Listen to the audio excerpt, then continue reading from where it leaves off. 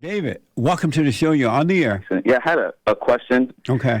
I heard you say in the past that if you marry a woman with a child from a previous relationship, then the child will begin to hate because the fact that he yearns for his father, and then now that he has his mother, and the whole thing that you said the other day, remember? Yes, that men who have children should not marry, and women who have Right. children already should not marry because the kids are already suffering at the loss of one of their parents. They yearn for the father, so when you try to be their father, try to tell them what to do, they're not going to like it at all because their spirit is yearning for their real father, and they don't want to substitute. And then they know that their mother and the so-called stepfather are being selfish because they're trying to get love for one another. The kids are not going to like that either. Yeah, that happened with me because I had married very young at around age 20, and both me and my wife, we've been married for about 10 years now. We have children from past relationships. The yearning for the father, Yeah. both in my son and in my wife's son. Yeah. And I noticed that in my son, it makes him really angry and like outwardly angry. Yeah. But in my stepson, it makes him more inwardly angry, like he gets quiet and sad and depressed type of stuff. And even at school, like since he's so quiet, kids are calling, they're picking on him, calling him like gay and stuff like that. Yep. And then since he's not outwardly expressive like that, he kind of just takes it, tells the teacher, but then comes home and gets upset at home, And so that's just one example, but... What made you marry a woman with children anyway? And then leave your own child? Well, when I was with my first, I guess, baby mama, I was real young, but so was she, and she didn't like all the young boy stuff I was doing, even though she was young too.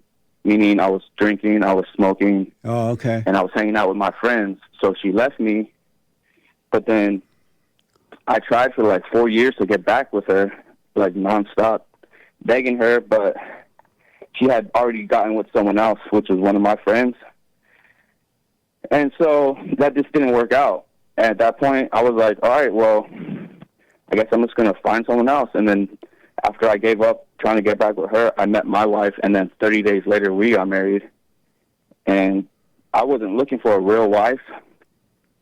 I was looking for a contract wife because I was in the military. But once I got married, I realized that even though my wife had agreed to get married so quick and so rash, she had really come from a good background for like a potential actual wife, which I wasn't looking for at all.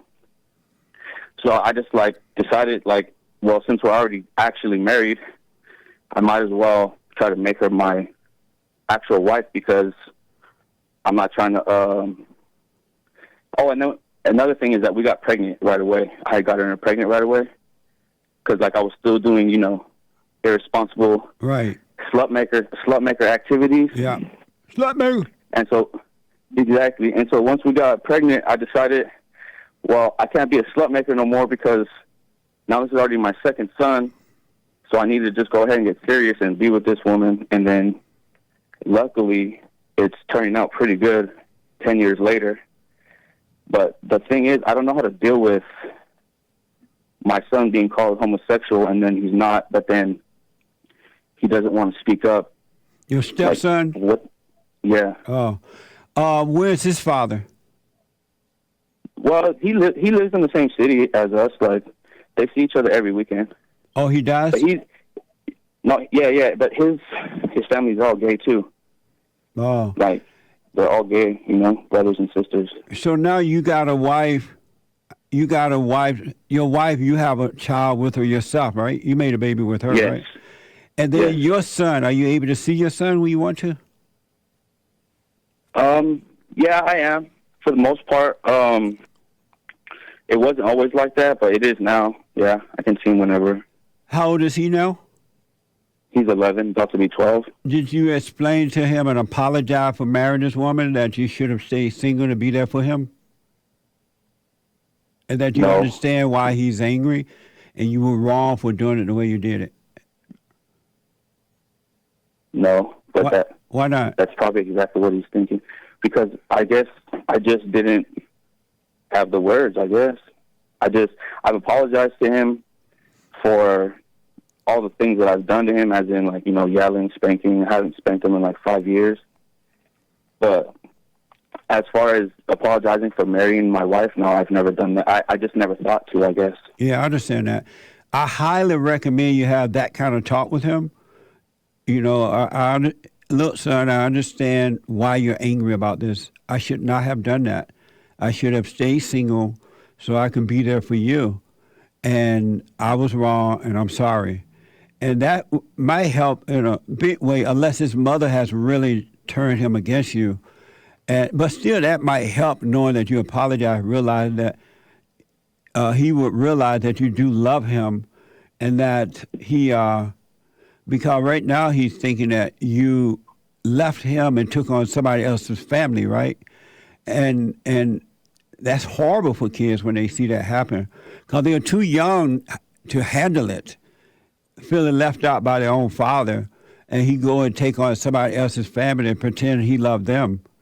Because if you don't love your own child, you don't love the woman children either. You're just there for your own ego gratification, and you don't really love the stepchildren either. Right. It's just all for you, and your wife don't love her son either, because she's trying to get pleasure from you. It's not about the kid. Had it been about the kids, she wouldn't have gotten married either. So how do we make it about the kids now? Apologize to them for doing it the way that you've done it, and that you were blind, you didn't see what you were doing at the time, and then be patient with them when they get angry, because they are going to rebel against this. Just be patient. Don't you overreact to it, and don't accept their behavior as good, but don't yell at them about it, because they can't help but yearn for the father. And they can't help the fact that you're a grown man and you came between him and his mother. And the man that married your girlfriend should not have married her, knowing she had a son that needed his father as well. It's all ego, man, David. It's not, you guys don't love one another. Like your girlfriend and her husband don't love one another. It's all selfish ego. And that's why you sacrifice the children. But you pretend, I love my kids, but you really don't. You try to get ego gratification for yourself, but you lie to yourself because the ego doesn't want to admit it was wrong. You lie to yourself and say that it's about something else, and it's really not. So I'm willing to accept that I don't love my wife or her son, but how would I break that to her, and how would I explain all this to her? Did you think you loved your wife? Of course. And why did you think that? At first, when I first went searching for a wife, I was not looking for love. I was not looking for anything. I was just looking for money. But once she came and lived with me for a while, because we had to live together for a while to get married in the military, I realized that her parents have been married for 30 years. She's really close to her dad. They've been in church. Even though Jehovah's Witness, she has the fear of God in her, at least. She just, at that point in time, was wandering away from her parents for whatever reason, and she found me. But I realized, she actually has a good background, so I just chose to make her my real wife, since we were already actually married legally. And then I kind of just fell in love with her, I guess, the same way any young boy would. Maybe it was lust. Why do you think she loved her parents? Why do I think she loves her parents? Well, she listens to them, and she takes their advice. If she loved them, why was she trying to get away from them? Well, I think because maybe it was fake love, because when she was little, her parents didn't really show her the most, because she tells me stories, of her mom. Yep. And what she used to do with, like, whips and bricks and chains and things like that to her other siblings, not her, but she would witness it, and then she would tell her dad. Her dad would come home and get after the mom. So it was always like me and dad versus mom type of thing. Yeah. She doesn't, because... So go ahead.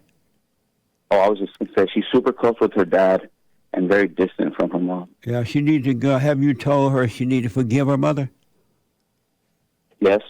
And what did she say? She just says,